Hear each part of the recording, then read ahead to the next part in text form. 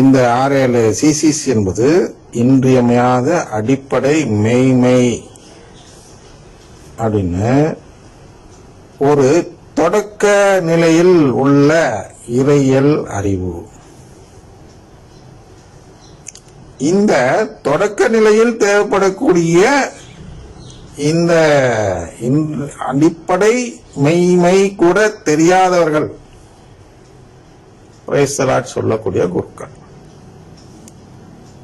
தொடக்க நிலை அப்படின்னு தொடக்க நிலை, நடுநிலை, முதிர்ச்சி நிலை, தேர்ச்சி நிலை, முழு தேர்ச்சி நிலை அப்படின்னு வந்தாதான் அந்த மாஸ்டர்டுங்கிற இடத்துக்கு வரும். எதிர்காலம் சார்ந்த குருக்கள் என்று வருகிறோம். ஆனா இந்த பிரேசலாட் சொல்றவங்க என்னன்னா, இந்த தொடக்க நிலைக்கு தேவைப்படக்கூடிய இன்றியமையா அடிப்படை மெய்மை கூட அறியாதவர்கள். அப்படின்னா இந்த ஸ்கூல்லே சேராதவன் தன்னை டாக்டர்னு சொன்னா அவன்கிட்ட போய் நான் வைத்தியம் பண்ணிக்க முடியுமா? குருக்கள் எல்லாம் வைத்தியர்கள் தான், ஆன்ம வைத்தியர்கள். ஆன்மாவுக்குள்ள நோயை போக்கி நம்ம எப்படி முழு ஆரோக்கியமுள்ள ஆன்மாவை பெற்று மீட்டு பெறும் தகுதியை பெற்றுத் தருவதற்கு தகுதியுடையவர்கள் தான் குருக்கள். இவர்கள் பேபி கிளாஸ் கூட சேரல. டாக்டர் படிச்சுட்டேன்னு அந்த வசூல் ராஜா MBBS படம் வந்துச்சு இல்லையா, அது போல டாக்டர் அந்த அதிகாரத்தை அப்படி அவன் அப்படி ரவுடித்தனத்தை ஒரு இதா வச்சுக்கிட்டு தன்னை டாக்டர்னு காட்டிக்கிறானோ, அந்த படத்துல உள்ள அந்த கதாபாத்திரம்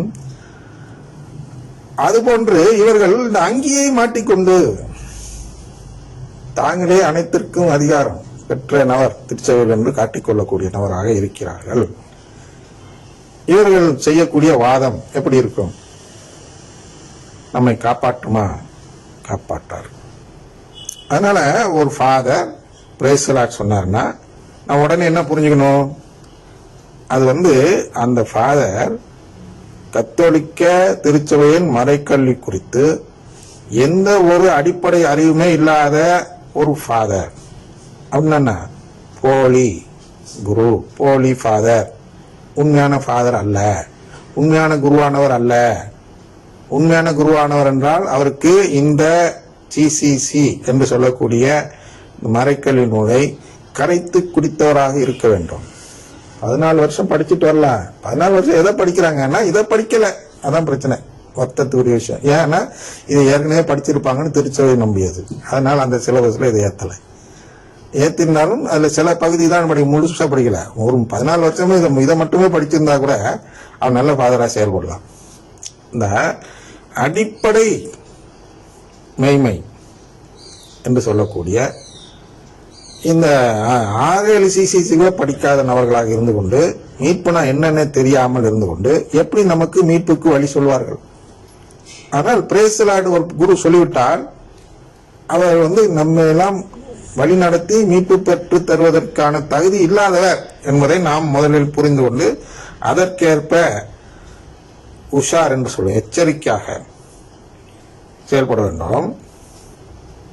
அதனால் UR 10 என்ன சொல்லுகிறார் என்றால், இது போன்ற பிரேசலாட் சொல்லக்கூடிய குருக்கள் கிறிஸ்தவ ஒன்றிப்பு முயற்சிகளில் ஈடுபடுவதிலிருந்து தடை செய்யப்பட வேண்டும் என்று UR 10 கூறுகிறது.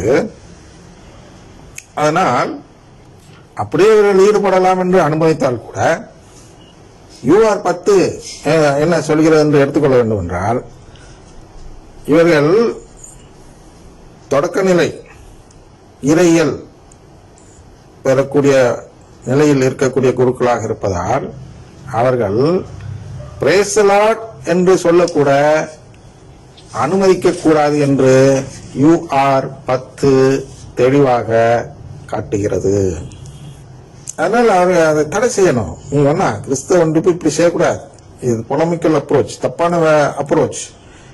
அவர்களுடைய குற்றத்தை எடுத்து சொல்லி அதன்படிதான் கிறிஸ்தவ ஒன்றிப்பு நடக்க வேண்டும் சொல்லுகிறதல்ல. எபேசியர் 5 சொல்கிறேன், இது ஆண்டவருக்கு உகந்தது அல்ல அப்படின்னு பார்க்கணும்.